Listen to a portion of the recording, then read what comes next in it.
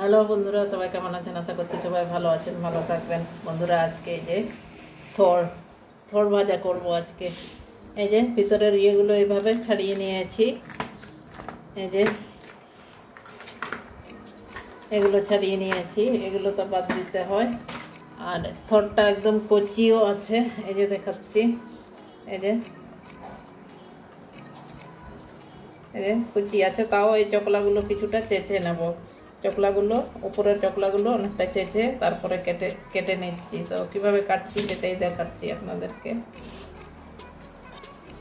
বটি দিয়ে কেটে নেব, এতটা লাগবে না আমার।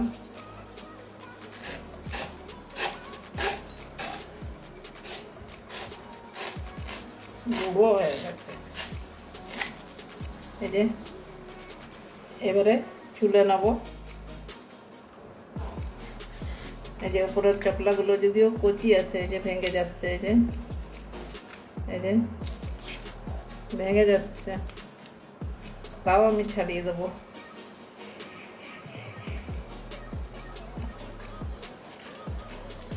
এই যে কচকচ করছে একদম। এভাবে উপরের চকলাগুলোকে সব ছুলে নেব। ভিতরের এই নরম যেগুলো নরম আছে ওগুলোই নেব। এইভাবে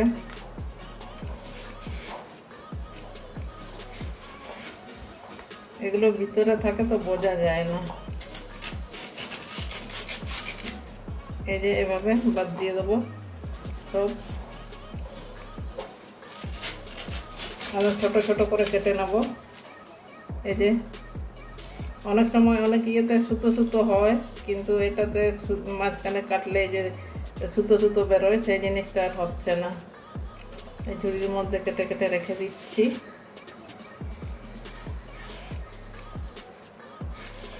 এগুলো খাওয়া তো কতটা ভালো আপনারা জানেনই, পাঁচমিশালি তরকারিতেও দেওয়া যায়।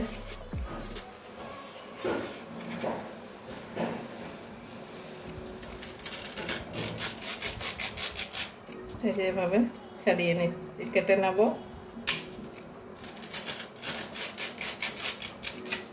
এই যে এভাবে সব মোচাটা কেটে নেব। তারপরে আপনাদেরকে একটু দেখিয়ে দিচ্ছি।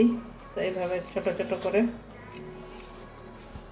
এইভাবে কেটে এইভাবে সব ছোট ছোট করে কেটে নেব, একদম সরু সরু করে। টাইম লাগে এসব জিনিসগুলো, খেতে তো ভালোই লাগে, কিন্তু এই রেডি করতেই অনেকটা টাইম লেগে যায়। দেখুন এইভাবে ছোট ছোট করে ঝিরি ঝিরি করে কেটে নেব।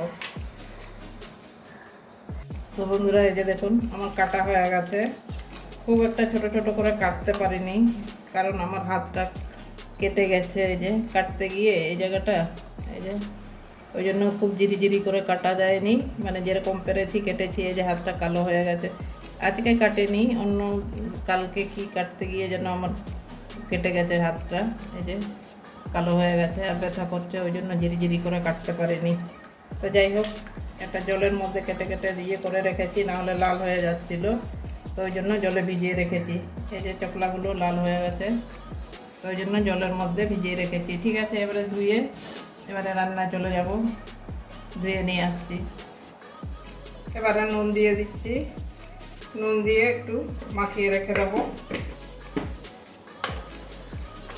এভাবে নুন দিয়ে দিচ্ছি, তাহলে জিনিসটা নরম হয়ে যাবে। কিছুক্ষণের জন্য রেখে দেবো। আর জল তো শুধু জল, এখান থেকে তো জলই বেরোবে।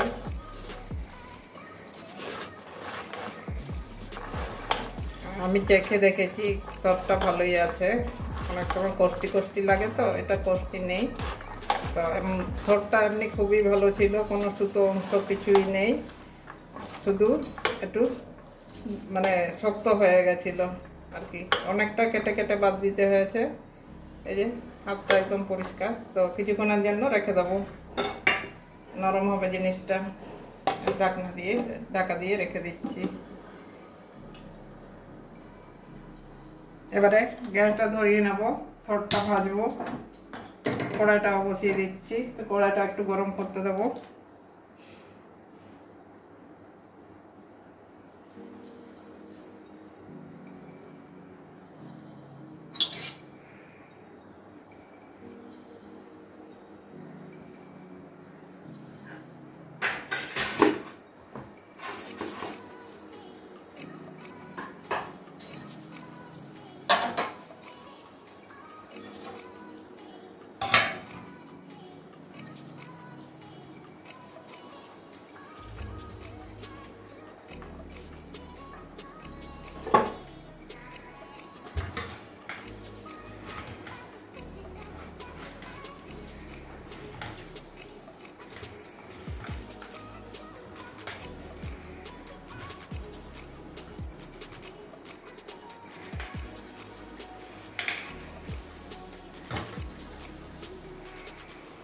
কড়াই গরম হয়ে গেছে, এবারে তেল ঢেলে নিচ্ছি।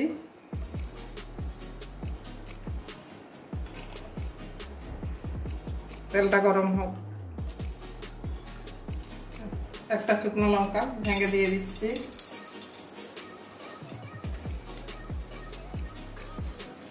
কালো সর্ষে ফোড়নে দিয়ে দেবো।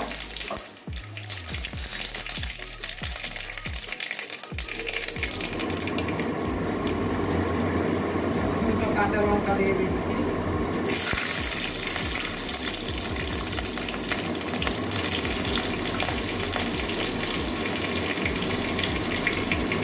এখন অনেকটাই নরম হয়ে গেছে।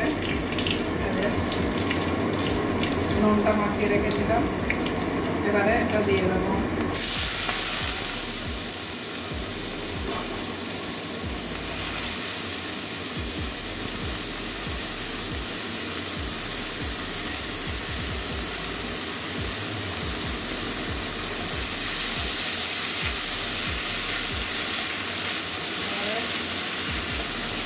ভালো করে মিশিয়ে দেবো।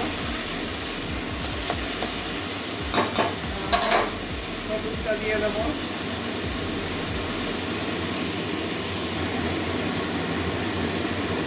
হলুদ দিয়ে দিচ্ছি পরিমাণ মতো।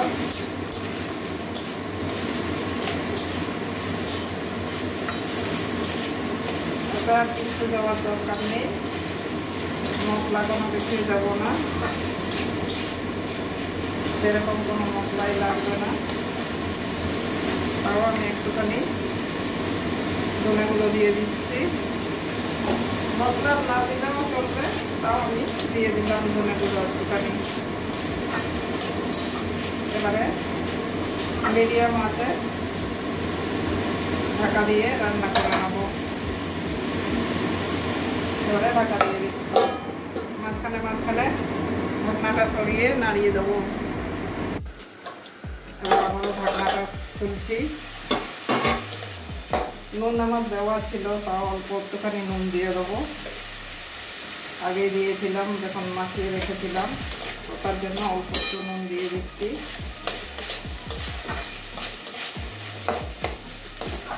ভালো করে নুনটা মিশিয়ে দেবো। আর একটুখানি চিনি দিয়ে দেবো। এই যে চিনিও দিয়ে দিচ্ছি একটুখানি, তাহলে ভালো লাগবে, টেস্টটা ভালো লাগবে আর কি, ব্যালেন্সটা ঠিক থাকবে। এভাবে 5 মিনিট এভাবে ঢাকা দিয়ে দিয়ে রান্না করে নেব। আবারও ঢাকা দিয়ে দিচ্ছি। এখানে কালো জিরেও দেওয়া যায় ফোড়নে, কালো জিরে শুকনো লঙ্কা দিয়েও করা যায়। আমি সর্ষে ফোড়ন দিয়েছি, আবারও ঢাকা দিয়ে রাখলাম। এবারে আবারও 5 মিনিট পরে চলে এসেছি। আমার ফল ভাজাটা হয়ে গেছে। এরকম জলটা একদম শুকিয়ে গেছে। আরও যতটা ঝিরিঝিরি করে কাটা যায় তো ততই ভালো, মানে টেস্টি হয়। খুব ঝিরিঝিরি করে কাটলে, তো আমি তো অত ঝিরিঝিরি করে কাটতে পারিনি, তাও একটা টিপে দেখাচ্ছি। আমার থর ভাজাটা মানে হয়ে গেছে। এই যে গরম, এই যে নরম হয়ে গেছে, এই যে তারপরে গরম, আমি হাত এই যে একদম নরম হয়ে গেছে। একটু চাপ দিয়েই ভেঙে যাচ্ছে এভাবে।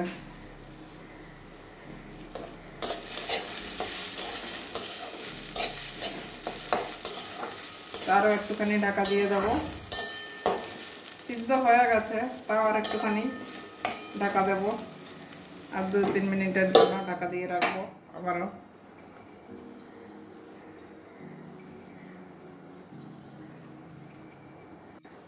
আবারও 2-3 মিনিট পরে চলে এসেছি।